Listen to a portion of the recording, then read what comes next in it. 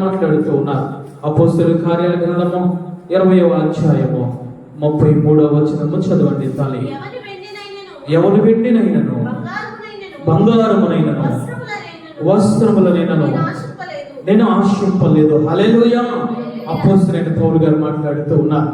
ఒకప్పుడు నేను ఆశించాను, ఒకప్పుడు అన్యాయముగా ఉన్నాను, ఒకప్పుడు దోషకుడుగా ఉన్నాను, ఒకప్పుడు దేవాది దేవుని తెలియనప్పుడు నా ఇష్ట ప్రకారంగా నన్ను జీవించాను. కానీ ఎప్పుడైతే దేవాది దేవుడు నన్ను దర్శించాడో, ఎప్పుడైతే దేవాది దేవుడు నాతో మాట్లాడాడో, రక్తదారిలో కడగబడ్డానో, ఆయన అంటూ ఉన్నారు, ఎవరి వద్దనైనాను వెండినైనా, ఎవరి వద్దనైనా బంగారమునైనా, ఎవరి వద్దనైనా వస్త్రమునైనా నేను ఆశించానని మాట్లాడుతూ ఉన్నా.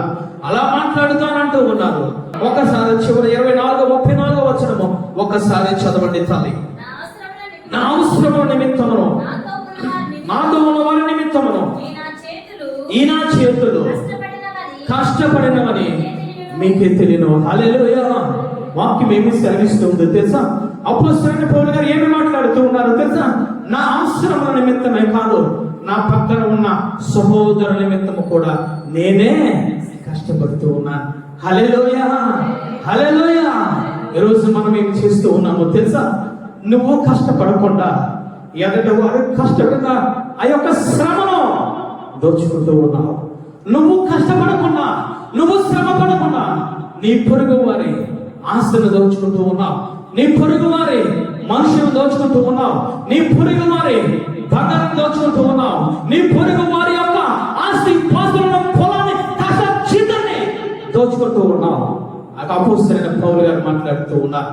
నేను కష్టపడుతూ ఉన్నాను నా కోసము, నేను కష్టపడుతూ ఉన్నాను నా సహోదరుల కోసము కష్టపడుతూ ఉన్నానని మాట్లాడుతూ ఉన్నాడు.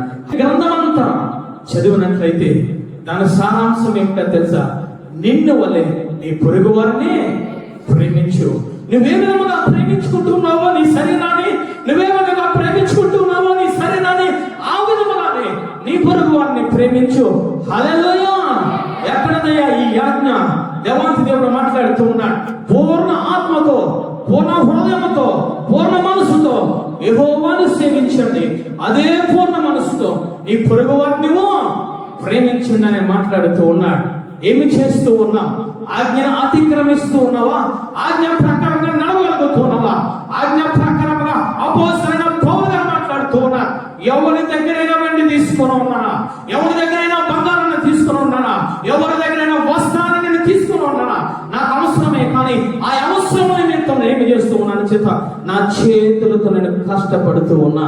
హల్లెలూయా. అబ్రహాము గారు మాట్లాడుతూ ఉన్నాడు సొదొమరోముతో, నాకు ఒక చెప్పులు వారైనను, నాకు ఒక నూలు పోగైనను నాకు అవసరం లేదని మాట్లాడుతూ ఉన్నాడు. ఈరోజు ఇటువంటి అభిప్రాయాన్ని కలిగి ఉన్నావు. దేవాతి దేవుడు నీతో నాతో మాట్లాడుతూ ఉన్నాడు. నీ దగ్గరికి ధనం వస్తూ ఉంటుంది, ఆస్తిపాస్తులు వస్తూ ఉంటాయి, అపవిత్రమైనవి వస్తూ ఉంటాయి. దాన్ని ఆహ్వానిస్తూ ఉన్నావా? మొన్న 2 రోజుల క్రితం జరిగింది. కాలింగ్ బెల్ కొట్టారు. కిందకి వెళితే 2 పార్టీలు వారు ఉన్నారు. అయ్యా, ఇదిగో ఇది మాది కాదు, ఈ ధనము ఇదిగో మేము సంపాదించలేదు, మా పార్టీ వారు ఇచ్చారు. ఓటుకి 10,000, మీ గృహంలో 2 ఓట్లు ఉన్నాయి కాబట్టి ఎవరికి తెలీదు, మీరు ఉద్యోగులు కాబట్టి మీ పేరు మేము బయట పెట్టము, తీసుకుందని మాట్లాడారు.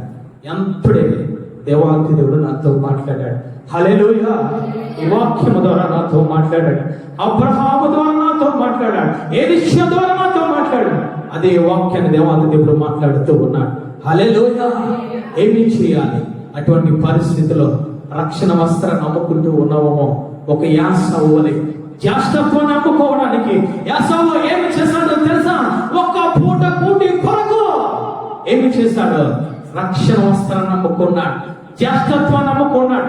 అటువంటి అమ్ముకున్న మనుషులను దేవాతి దేవుడు అంటూ ఉన్నాడు వ్యభిచారులను మాట్లాడుతూ ఉన్నాడు, దుష్ట జనాలను మాట్లాడుతూ ఉన్నాడు.